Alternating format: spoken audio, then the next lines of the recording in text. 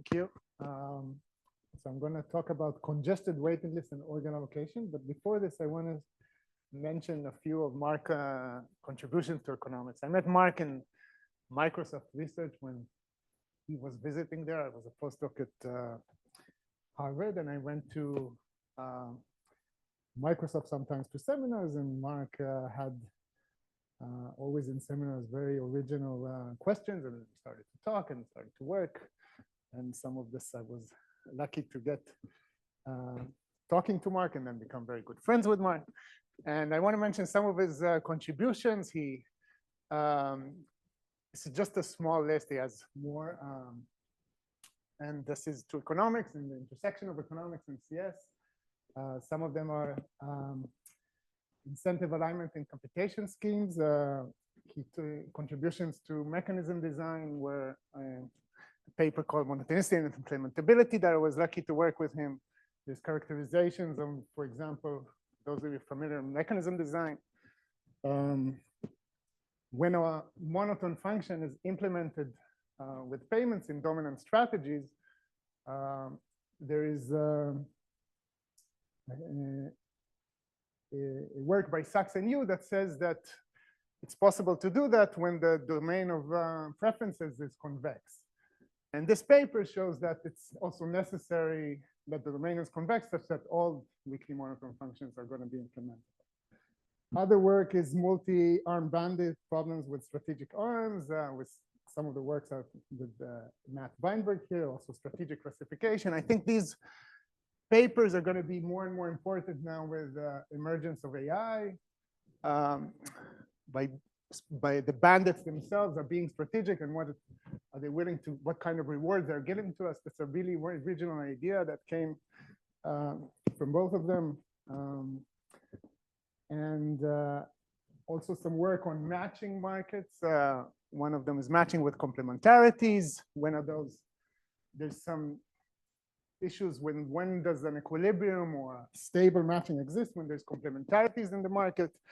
And these are often typically do not exist, but under some conditions existence arises.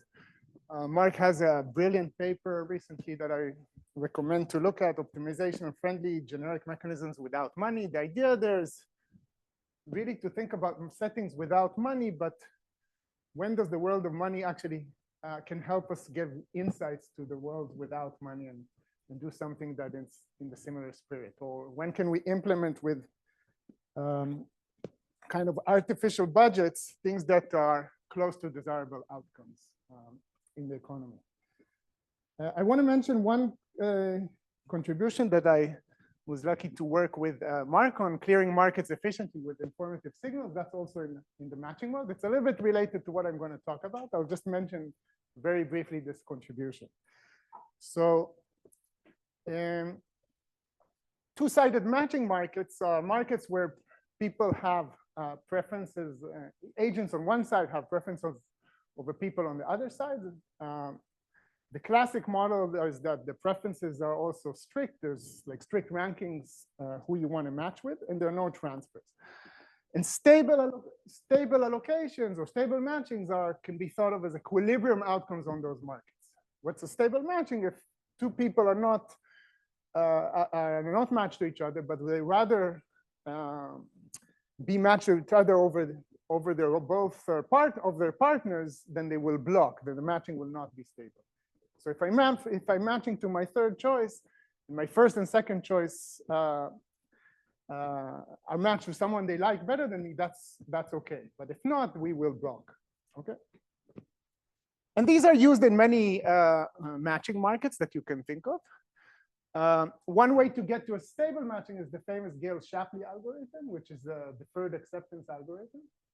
And this is using a sort of a sequence or simultaneous proposals by one side to the other, where proposals are accepted in a tentative way. So if I propose to my first choice, they might accept me, but only tentatively. And if later on in the sequence of a proposal, they get a better proposal, they will drop me and take someone else. That sequence converges to a stable matching. That was shown by Gale and Shapley. And it doesn't matter really what the order of proposals that happen in the market. There's a lot of congestion in matching markets until in real markets, and where proposals until they are processed, where to propose. There's concerns, for example, in residency markets, who should you interview, which applications to look at, and this is probably something that is even becoming more of an issue now when people can write CVs very easily, apply to colleges very easily, and so forth. The signaling that signals that we're sending are becoming less and less costly and maybe less useful. And we'll need to think about this in this intersection of economics and CS. But just to process and get to a stable matching can take a long time. And there's a puzzle, there's a lower bound result that says that you actually need linear amount of communication in order to find a stable matching in the worst case. This with earlier papers. And markets often have some structure in the preferences. And the question is, can we come up with realistic preferences or some assumption of preferences that are not too restrictive, such that you can clear the market in the sense that you find an equilibrium outcome with not too much communication. So just the one example is, suppose the market is such that the preferences are generated uniformly at random and independently. Then let's say on one side there are firms and one side there are workers. Then what we know from the literature is that firms are going to get one of their top log square preferences, one of the top log square in the rankings with high probability in every stable match. So what you can do, instead of asking for everybody there for the rankings and running their deferred acceptance, is to tell the firms who are your top log square rankings, and take only those rankings and look at the graph that is induced by those rankings, run deferred acceptance on that. That will lead you to much lower communication. You don't need the linear communication. So here's the markets that we're thinking about. The preferences for workers are unrestricted. They can be anything. Preferences of firms, so they have utility functions for firm J to worker I, and it is based on some public score, like looking at your CV, where you graduated, and so forth, plus some idiosyncratic terms that you can think about, some match, specific term, or so forth. And this is something that is observed, but this is something that is private. And you need some assumptions on the relationship between them, otherwise you can restore the lower bounds. And so this private score has to be sufficiently important compared to the public score. These are conditions that are that are needed. And the protocol that is helping to reach a stable matching is going to use different types of signals. And it's going to suppress a lot of applications that never meant to be in order to reach the stable matching. So the idea is that there's going to be two stages in the protocol. In the first stage, firms are going to look at the public scores of the workers. They're going to bin workers based on public scores, and they're going to send signals to those that they like the most in each bin.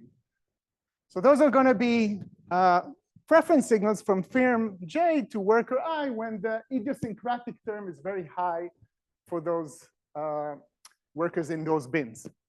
Okay, so think about this as there's the good workers, and there's based on the public scores, the less good workers, and so forth. And I'm sending for the ones I like the most from the good ones, but I'm also hedging to send from some lower bins in case I don't match with the good ones. The qualification requirements are, there's going to be a qualification score that people are going to apply, workers throughout the algorithm are going to propose. They're going to propose in a sequential way. And they're going to propose to firms only if they got a private signal in the initial phase from the firm, invitation, think about this invitation to apply, or the public score is sufficiently high based on the qualification signal. So the qualification keeps on updating and becoming harder and harder to apply the more applications the workers get throughout the process. So this protocol, there's these two stages, and what you get eventually with the right, if you carefully choose the number of signals, then you can get the communication goes down from n to square root n. And that's also a lower bound, and you can use disjoint ideas to come up with markets that you need that in those separable markets. There's some limitations here that are used. We use sequential signaling that every worker proposes one at a time. They propose one at a time. If you put some more restrictions on the market, you can get away with two-round protocols. But it's interesting what you can do in between and so forth, because you cannot always do two-stage signaling. In many of our markets, we get applications. For example, in academic markets, we get applications, and then we decide who to invite and so forth. So that's one type of result that, and I think signaling is going to be an interesting topic to think about as AI is making our search effort goes down and down.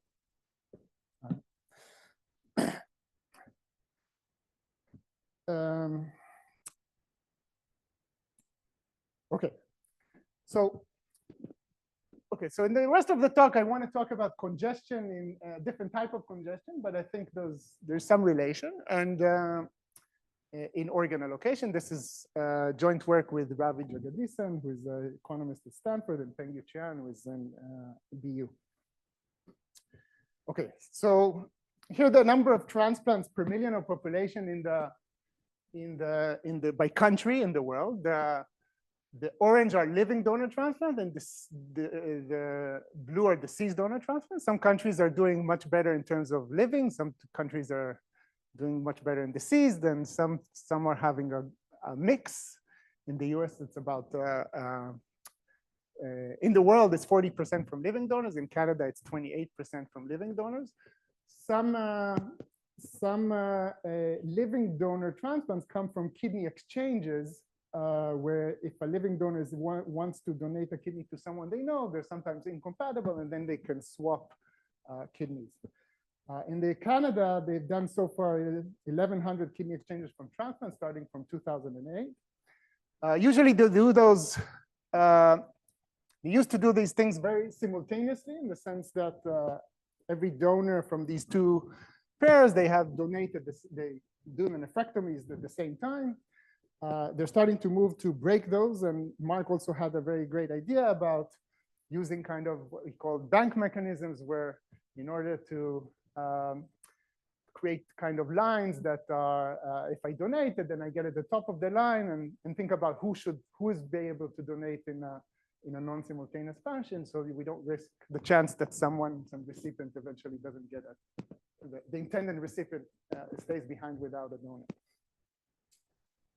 One of his students wrote a thesis about this, if you're interested to look at that. Okay, so we'll talk about deceased donors here in this talk, not about kidney exchanges. Here's the situation in the US in terms of years. So this is the kidneys recovered. There's a lot of kidneys that are not utilized or recovered, but are eventually are not placed. It went up to about 27% in 2023. Now is around the same numbers. There's about 90,000 people on the waiting list. Waiting time in the US varies, depend on the location, between 3 to 5 years. In Canada, the median is almost 4 years, and also they see a large differences depending where you are in the country. It could be very different also in the same state. For example, in New York, the differences could be 1 year between different transplant centers for the same person. Okay, how does it work in the US? So the typical system, there's priority system that based on different characteristics of the patient or the donor. Whether you're very hard to match, if you're sensitized, then you're getting a lot of points. If you're young, you're getting a lot of points because you're healthy. If you're a perfect match based on your antigens. And there's other issues related to blood type consideration and so. So there's special priorities Then there's proximity priority. So we give priority to people who are living within some distance from where the organ is procured. Otherwise, we go to, if we don't find someone, we go to national. Some of those priorities beat those local priorities. And otherwise, the organ is not, if we can't find someone, the organ is not utilized. Depend on the organ. In kidney allocation, we do give points by waiting time, but those are really mostly tiebreakers. But there are categories that those tiebreakers really are the biggest category is actually, once you pass those, the waiting times plays an important role. And you can think about this as a first come, first serve. Where there's a quality for an organ that is measured by a risk index, and this is the percentile version of it. And it's based on characteristics that I've seen before the recovery of the organ. Now, where organs are going in the US, so if this is the quality of the organ, and one way to think about this is it's a percentile index, and the higher it is the worse. So how percentile worse compared to all other organs recovered in the previous year. So in purple are organs that are eventually not utilized. So there's lots of organs that are not utilized even in intermediate range, despite that other organs are transplanted. These ones in the dark green are those that got absolute priority. Good organs go to younger than 18 or people who have the best expected post-transplant survival. And otherwise, it goes to local, and some of them go to national. Okay, but still a lot of them are discarded. Just a comparison to France. This is the risk index, the absolute. And if you compare to France, France actually transplants according to that risk index much more organs that are with higher risk compared to on average than the US. This is the discard rates in both countries. Low quality organs based on this KDPI index take longer to get accepted. This is the median number of offers until the organ is actually accepted. Okay, so it takes very quickly to accept until you find someone that accepts an organ that is the best quality. But otherwise, these ones can take, these are transplanted one, not even discarded ones. So it could take 120 offers until or more till you get to an acceptance. This is by time. You can start making offers before recovery time. And that happens often because some of the characteristics you have, you can put in the system and calculate the order. What you see here in blue are the refusal reasons. When you make an offer, a transplant center can tell you, we don't want this organ for this patient. And this is the percentage of refusal reasons that are due to called ischemic time, how long basically since recovery. Some of this is self-reported, so some of them are wrong reports, but these are the numbers. An organ can last for about 24 hours, but once you get to 10, or even less, you see that these numbers are large because it also takes time to ship the organ and so forth. For liver, actually, we made a this big improvement in perfusion, and there's less concern about cold time.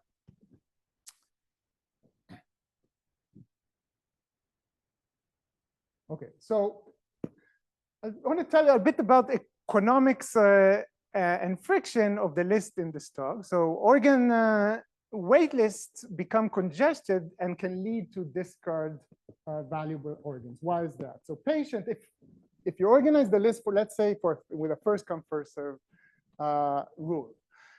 So if you're at the top of the list, you might be more, and so the way it works is that when I make you an offer, you can decline and you keep your position at the list. You're not penalized for saying no. So once you say no, once you're at the top of the list, you might have incentive to wait for something better. Wait for something better, the organ goes to the next person and to the next person and so forth, and eventually can get discarded. It can get discarded either because everybody said no or because the organ expired. Okay. What I we really want to talk in this talk is these are things that are have been shown. We want to see the effect of the fact that the organ can get expired on the efficiency of the wait list. Okay, there's many ways that you can overcome these frictions. I'll talk about this in the end. Some of them you can jump and think about this now. It's not, but we want to see how severe those externalities can be. Okay. So that's the goal, to see what's the effect of this expiry time on the economics, on the equilibrium outcomes. There's literature that studies deceased donor allocation and more generally wait lists. There's other sources of organs becoming bad. When we look at wait lists, one of them is herding. Federico has a nice paper with Laura Duval and others about herding. They look at data in lung allocation. Zhang looks at similar data with kidney allocation. Herding, people are inferring from previous positions, maybe the organ is not so good, and eventually thinking that the organ is not the right quality that it is. Okay, so let's jump into a model. It's going to be a very simple model. There's when a model, the wait list is a fluid with a fluid of patients arriving and fluid of organs arriving. So there's a continuum of patients that arrive at rate P, and some of them are going to be safe, and some of them are going to be risky. So there's safe organs but they're not enough for everyone. And risky, there could be an abundant supply. So organs are offered sequentially to patients in descending order of the waiting time. And patients have a value that is coming independent from distribution F, which is going to give them, first it's going to determine their the departure rate. So patients are also going to die at some departure rate delta at an exponential rate. And patients have expected utility preferences for different types of organs. We're going to fix the utility for a safe organ to be 1. We're going to normalize it by that. And the difference will be how much they value a risky organ. Okay, so patients have are expected utility maximizers, and they know how the wait list works, and you're going to pick what to wait for based on to maximize the expected utility. Okay. Organs can expire after epsilon mass of patients are expiring after epsilon mass of patients that are offered. Okay. First, we need to think about the steady state of the system. To model this, what we model is the density of agents, and we need to model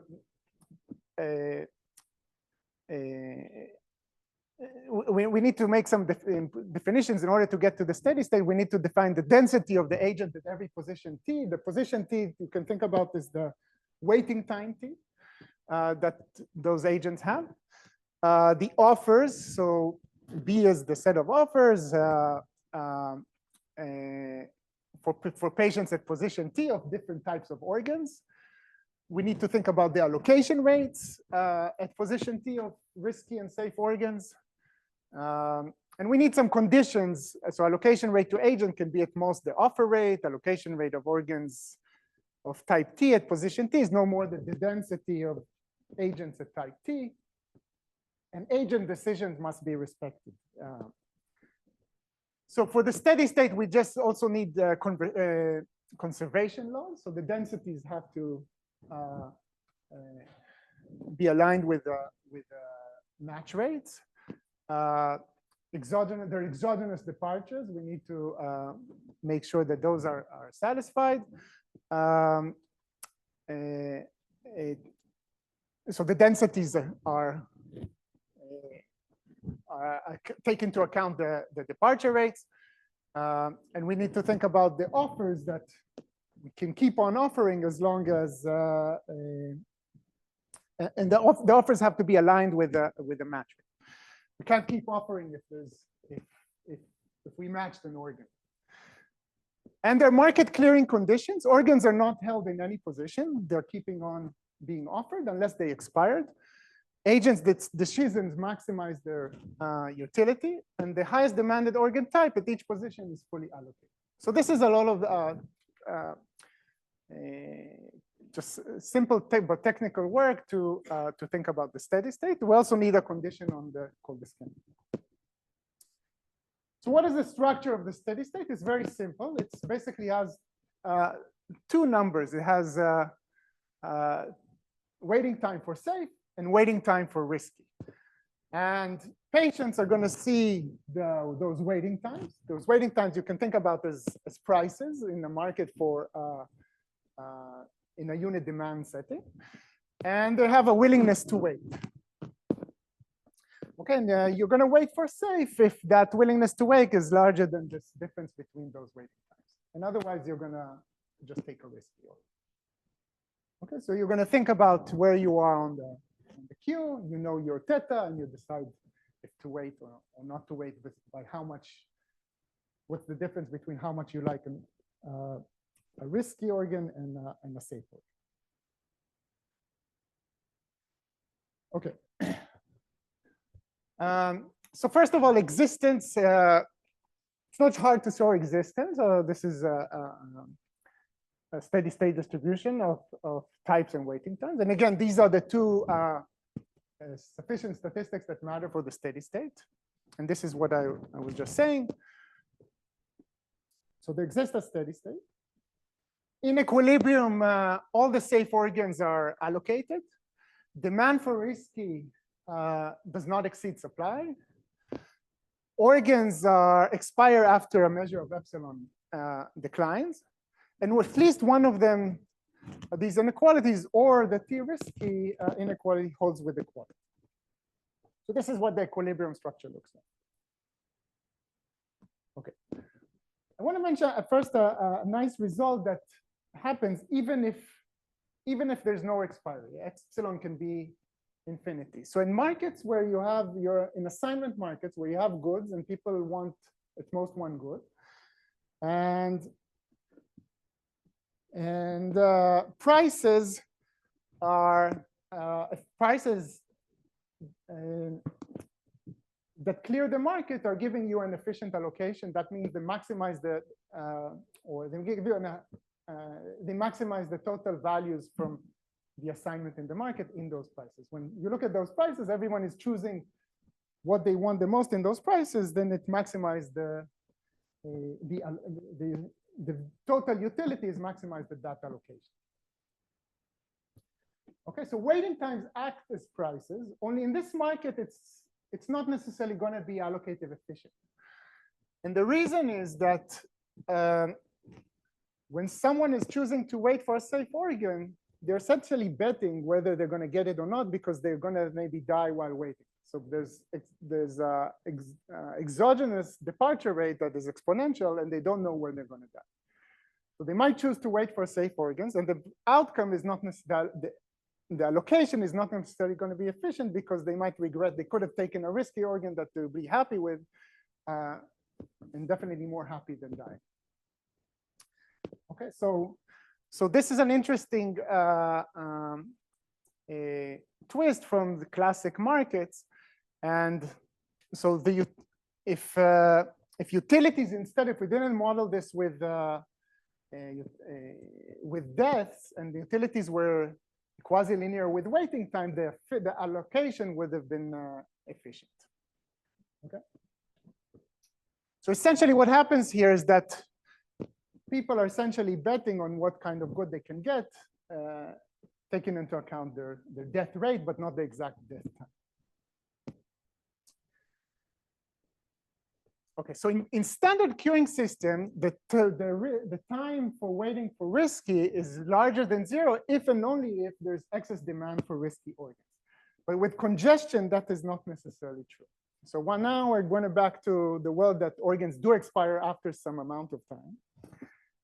And the system can be congested if T risk is, the waiting time for risk is still larger than 0, as long as some of the risky organs are discarded. So that can happen in this system. And it can happen, for example, if epsilon is small enough. You can just look at the demand for safe. If everybody waited for safe, assuming that epsilon can be chosen is if everybody waited for safe, assuming that the organ was not expired. So congestion will happen for small enough epsilon. With homogeneous departures, you can characterize, you can compute exactly the T risky and T safe. It depends on something that is called the degree of congestion. This is this letter C, which can be thought of the probability that if ahead of me there's epsilon people in the queue, what is the probability that I'm still going to get a safe organ if I wait for it? There could be different equilibria. Okay, so there doesn't have to be a unique one. And there, in the case of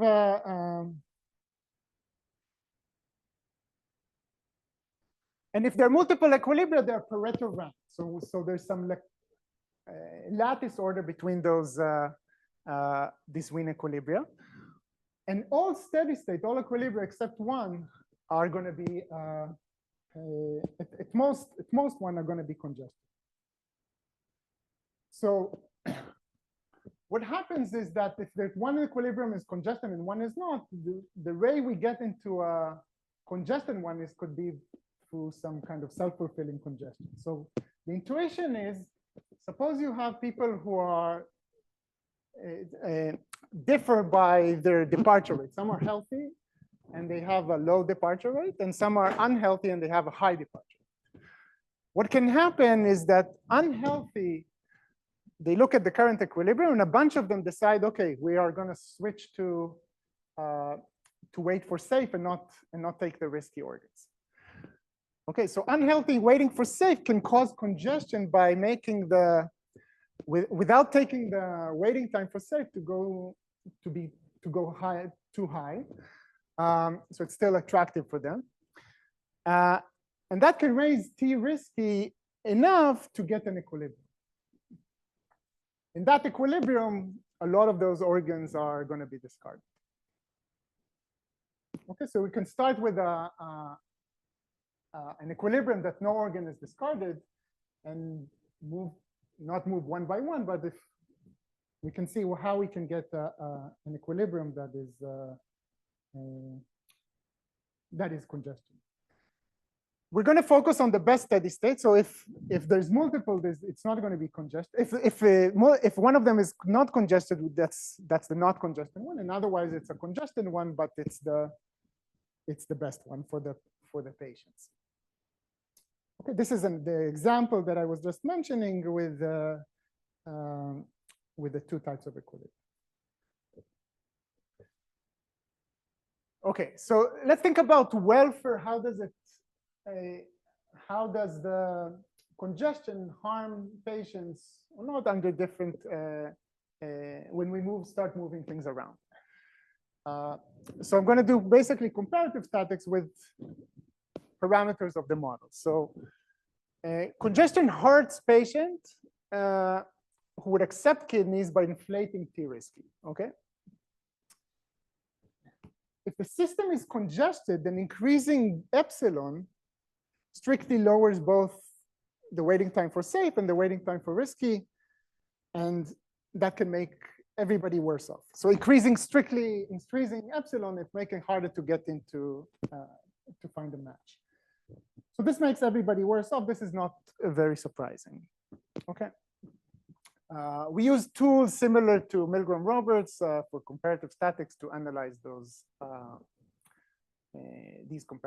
these ideas.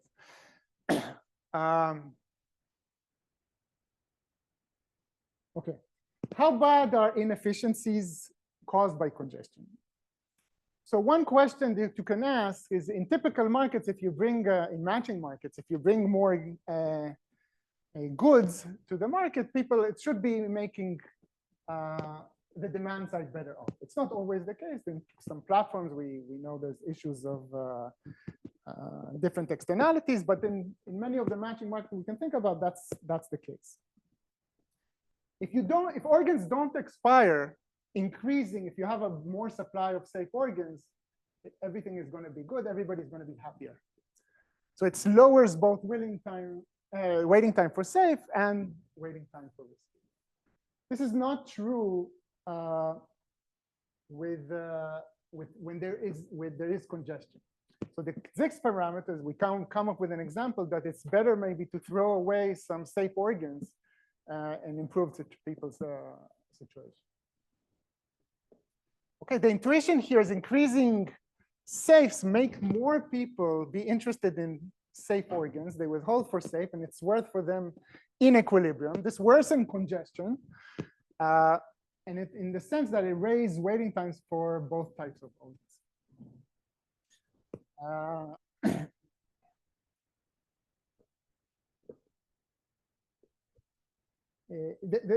The example is still stylized, and we don't have sufficient conditions when it doesn't happen. That's, I think, an interesting question to look. One thing that happens in practice is the patients themselves don't make decisions. At least they don't make the decision to decline an offer typically. Sometimes they do if they are traveling or things like that, or they're just now too sick or so forth. But initial declines are typically, you can see that they're coming from doctors. Many of the organs that patients are getting, they don't even know that they got the offers. Doctors look at the offers. This is just more from anecdotal evidence, and some of this we're able to see in the data as well. So doctors could have different incentives than patients. They're measured by different performance, pre-transport mortalities, acceptance rate mortalities, and so forth. So they might, and the differences in waiting times varies across transplant centers significantly. So the way we model doctors' incentives is that it's exactly the same model, only the value for risky is lower for the doctor than for the patient. Okay, the safe is still normalized to 1. So almost nothing changes in the model. And then question, how does this kind of moral hazard impact efficiency in the market? So if the system is congested, yes. So for risky organs, they like it worse than I don't think this is across the board, but there's a lot of evidence that it is realistic from preference surveys and things like that. I do think that in some cases, the doctors will tell you that it's worth for you, and you are still decided that. Yeah. That's the idea, but it's not. But it's not. We don't have evidence that it's across the board. Yes, it's very realistic. Yeah. The graft survivals are very high in the US, extremely high in the sense that it doesn't look like they're taking a lot of this.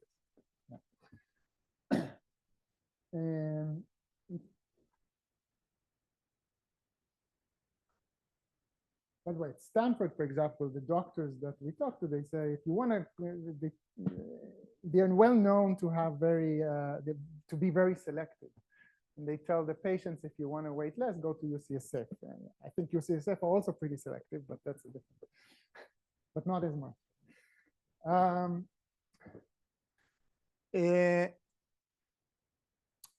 Okay, so if the system begins congested with patients' decisions, then it's going to be also congested with the doctor disease. They're even more picky.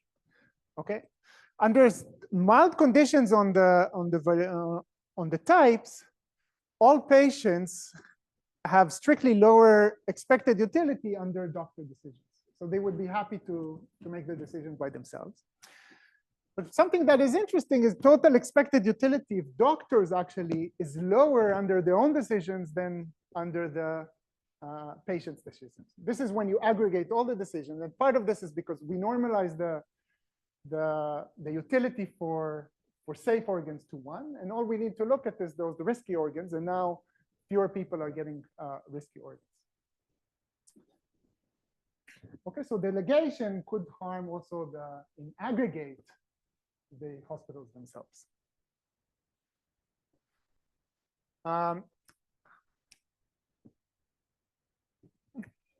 There's market designs, how we design the rules of the market that could affect congestion or could lead to congestion. One change in the US for one of the priorities we give in the US for allocation is by geographic proximity.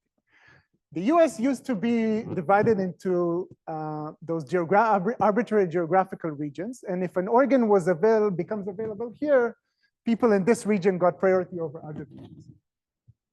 And they changed it. Here's an example for around Chicago. These were the regions. And now if an organ becomes available here, instead of being these hospitals here are getting priority, all hospitals, patients within 250 nautical miles are getting priority. Don't know why nautical, but that's the definition. They also give a linear boost based on the distance. It's about 125 miles 125 miles are equivalent to 1 year of waiting time, which is also something I think we don't understand well how it impacts. But the region is now, the 250 miles is typically much larger. Interesting questions are around, there's now a lot of overlap between supply and demand, and I don't think we know about this, but enough how it impacts allocation. But one thing that is interesting here is the way we think about this is if we are merging regions, we make the region larger. So by making the market thicker, we could actually move from a situation that the system was not congested to a system that was congested. Or if it was congested, it definitely will be congested now. If we merge two regions that are similar, people on the list we took both of them, and the number, if people waited for safe, they're still going to be waiting for safe, and there's more people now at the top of the list. It's only going to be harder to get to people who are willing to take risky organs. Okay, so when merging regions could actually lead to congestion if you don't do it in a careful way. Here's some evidence from the data they did this reform in mid-2021. These are the organs that are with the best quality and so forth. And here you see a little bit of a jump. I don't know if it's exactly only because of this, but we see an interesting jump at 2021 in the number of offers until, in the discard rate by these quality of the organs after 2021. There's maybe other things affect it, but we found that kind of interesting.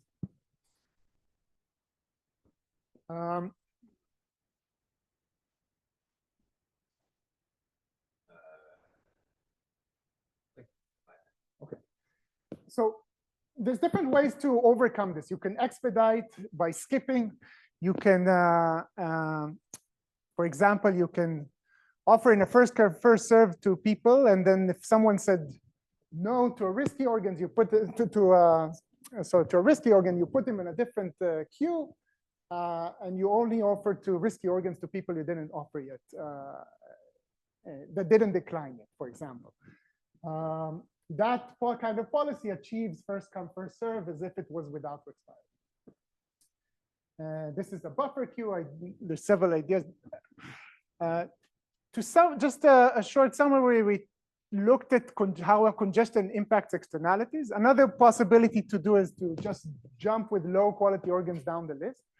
Other things are to elicit better preferences and to start thinking about who to offer based on those preferences, and maybe also infer a little bit more about the quality of the organ in order to decide when to skip with it. I want to say just a few more things about what's going on now in the US in terms of expedited organs. So what you see here, we're in the dashed ones.